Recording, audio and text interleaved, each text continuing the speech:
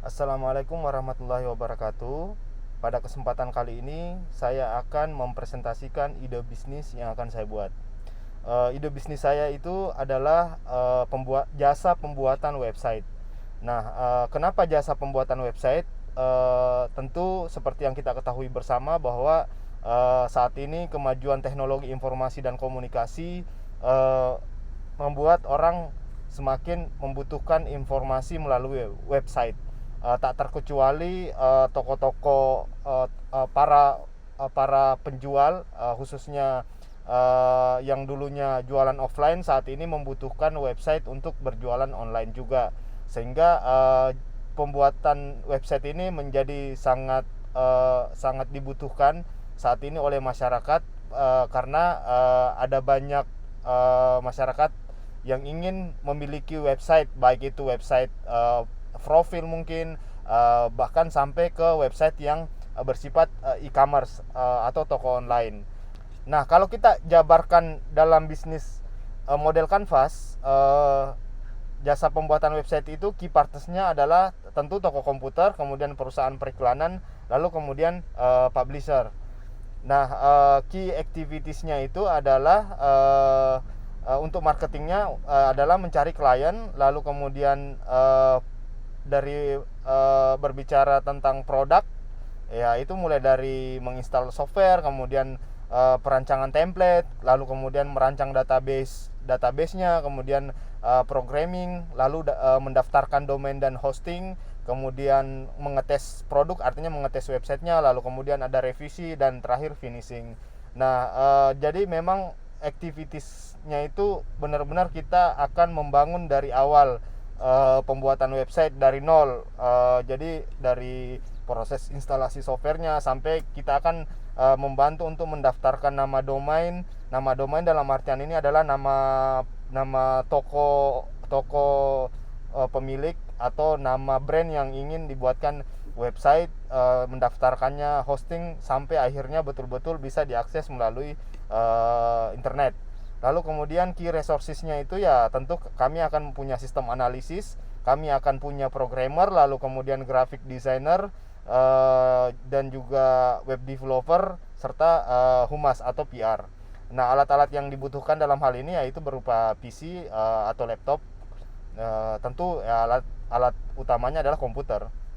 Kemudian software yang dibutuhkan yaitu berupa text editor, bahasa programmingnya itu berupa HTML, CSS, JavaScript, PHP, lalu kemudian MySQL. Software yang dibutuhkannya adalah software basic memang dalam pembuatan website.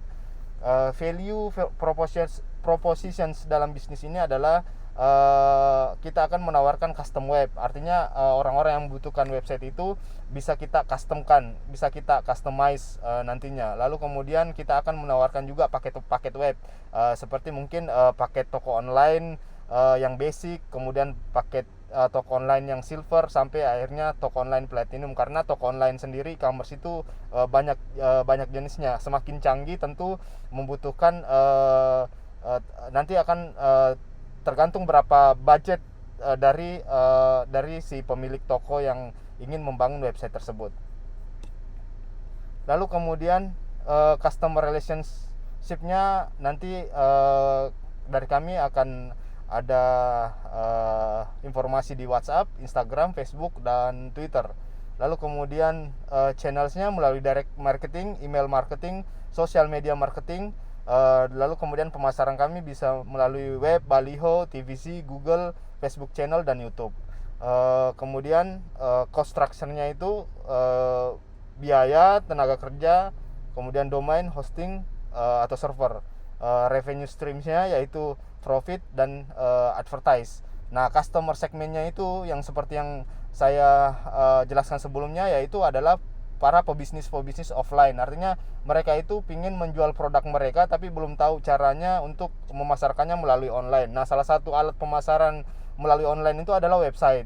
Nah, karena website ini memungkinkan orang bisa membuat listing barang yang akan mereka jual kepada konsumen mereka. Jadi nanti jadi toko offline yang sebelumnya dia punya akan dipindahkan dalam bentuk online berupa listing-listing barang yang mereka juga punya di offline-nya.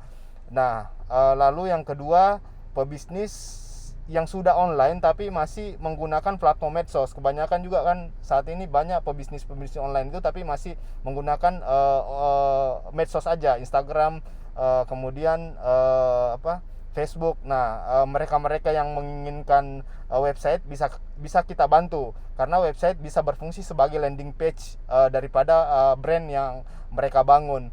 Mereka juga bisa bikin listing produk, listing barang di website yang sudah mereka jual melalui medsos. Lalu kemudian ya tentu perusahaan, bagi mungkin perusahaan yang ingin membuat website profil perusahaan atau mungkin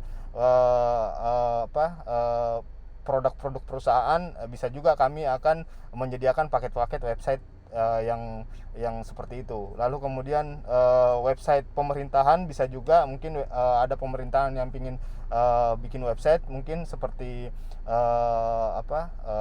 seperti pemerintah daerah atau lembaga-lembaga pemerintah yang lain atau badan-badan di pemerintahan, di kementerian segala macam, bisa kita bantu untuk buatkan website.